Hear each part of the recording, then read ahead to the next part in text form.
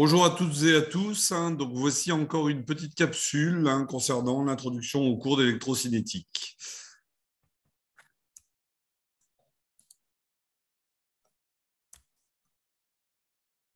Donc je vais vous parler de la nature du courant électrique, de l'intensité du courant électrique, la représentation de l'intensité. Donc c'est une petite capsule qui ne va pas être très longue, qui va faire au maximum 5 à 10 minutes.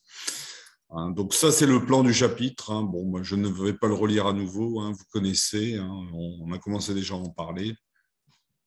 Alors, à nouveau, comment obtenir un courant électrique? Bon, je vous l'avais déjà expliqué, le courant électrique, ça n'est rien d'autre que la circulation de charge sous l'effet d'un gradient de potentiel, ou plus exactement d'un champ électrique. Donc, bon, je vous laisserai lire. Un corps est constitué d'atomes. On avait fait la petite vidéo avec l'atome de cuivre.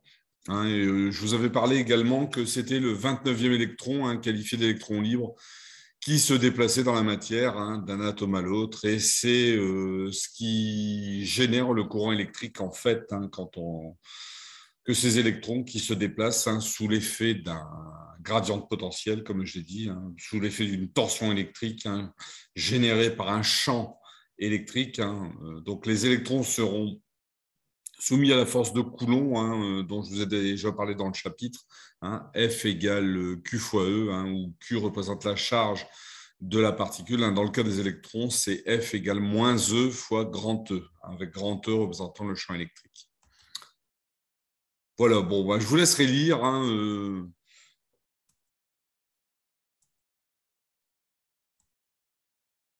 Donc, comme je vous l'ai dit, les courants électriques, c'est un déplacement de particules, de charge, ions, électrons. Mais bon, ce sont les électrons qui se déplacent parce qu'ils sont environ 2000 fois plus légers que les protons qui sont coincés dans le noyau de l'atome.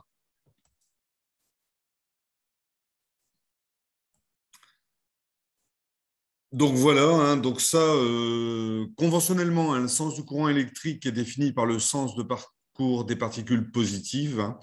Mais là, comme on s'intéresse exactement aux particules négatives, à savoir les électrons, il faut bien vous dire qu'ils vont aller circuler de la borne moins vers la borne plus du générateur, et donc qu'ils circulent selon le sens inverse du sens conventionnel du courant électrique. Voilà. Donc c'est ce que je viens de vous raconter ici, concernant le. Bon, je vous avais dit que le sens conventionnel du courant électrique, c'est de la borne plus vers la borne moins, et les électrons vont en sens inverse. Je ne vous rappelle pas non plus la quantité d'électricité. L'unité de charge électrique est le coulomb. La charge d'un électron, c'est moins 1,602 ou 10 puissance moins 19 coulombs. Ça, vous l'avez également vu en cours. Et on a commencé à le voir en travaux dirigés. Voilà, donc pareil, I égale Q sur T. Je vous en avais également parlé, avec I exprimé en ampères, la charge toujours exprimée en coulomb et le temps exprimé en secondes. Il existe les multiples et les sous-multiples de l'ampère, le kiloampère, 1000 ampères, etc., le nanoampère, le microampère. Voilà. Donc là, je vais vous parler un petit peu de la circulation des électrons qui est due à une différence de potentiel. Une différence de potentiel, c'est ce qu'on appellera la tension. Voilà. Donc toujours deux manières de représenter un courant, 3 mA qui va de A vers B. Et donc ces deux schémas pour insister sur la nature algébrique du courant électrique. D'un côté, vous avez I égale 3 ampères, de l'autre côté, vous avez moins 3 ampères. Donc on verra exactement aussi que le courant électrique, c'est une grandeur algébrique.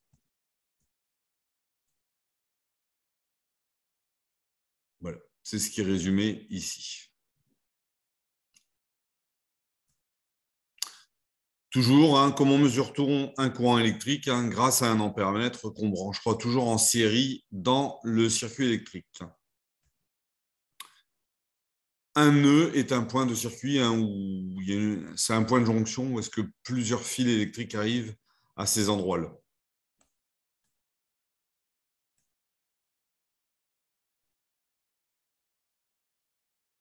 En dérivé. Donc là, c'est pour aborder loi des nœuds. La somme des courants qui arrivent est égale à la somme des courants qui repartent. C'est exactement ce que vous êtes en train de voir ici. Donc ça, on aura l'occasion également de le voir en travaux dirigés. La différence de potentiel, voilà. Alors, on va parler d'un potentiel, sachant que le potentiel absolu n'existe pas. Enfin, pas à ce stade-là. Et donc, la tension, ça n'est rien d'autre que la différence de potentiel entre ces deux points. Voilà, en volts. Donc, exprimé en volts, le nom de volt vient d'Alessandro Volta, qui a été le premier à présenter sa pile à Napoléon Bonaparte au début du 19e siècle lors de la campagne d'Italie. Voilà une petite analogie. Donc, qu'est-ce qui provoque la circulation d'eau? C'est le décalage entre une différence de hauteur. Donc, vous voyez à gauche le flux d'eau qui va vers le bas. C'est dû à la différence de hauteur. De la même façon, la circulation d'électrons est due à une différence de potentiel, autrement dit, une tension électrique. C'est exactement la même chose.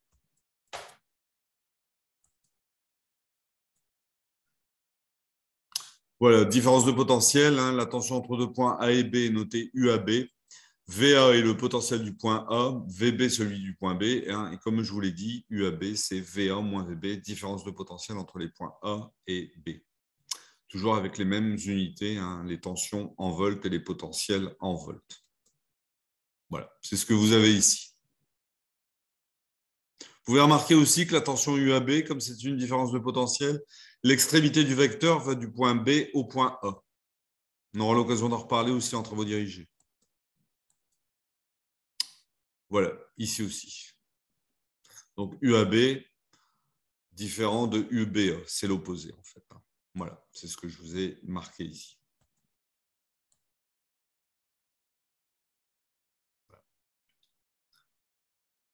Comme potentiel 0 ou potentiel de référence. Bon, ne vous inquiétez pas, je ne vous embêterai pas beaucoup avec ça.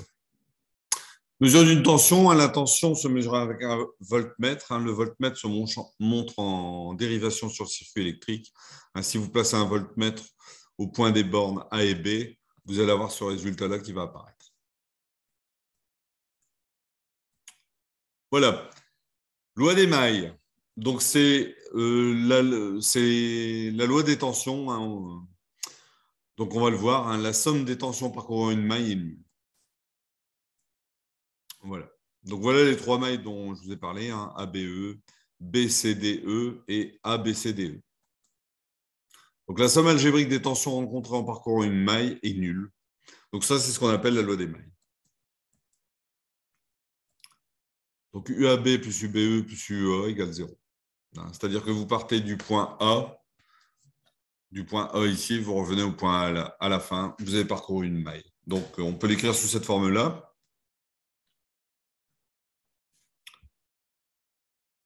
Voilà. On peut l'écrire aussi sous une forme un peu vectorielle, qui rappelle la relation de Schall que vous connaissez concernant les vecteurs. Vecteur AE est égal à vecteur AB plus vecteur BE. Donc, ce que vous avez décrit ici en bas, c'est exactement la même chose, mais en termes de tension.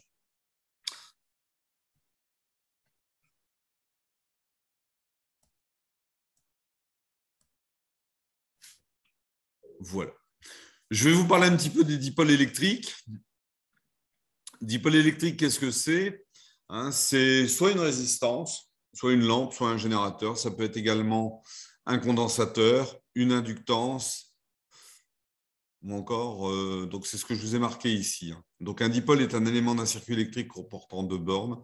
Il impose une relation entre la tension U à ces bornes et l'intensité du courant qu'il traverse. Voilà. Donc voilà ici les conventions de fléchage, générateur et récepteur, la loi d'Ohm pour un dipôle, pour un condensateur et pour une inductance. Voilà. Je vais arrêter là-dessus ma capsule pour cette partie-là. J'aurai l'occasion d'en refaire une autre plus détaillée sur les dipôles. Voilà, je vous remercie de m'avoir écouté. Et puis, faites de l'alpinisme intellectuel concernant les sciences. Voilà, bon courage. À la prochaine capsule.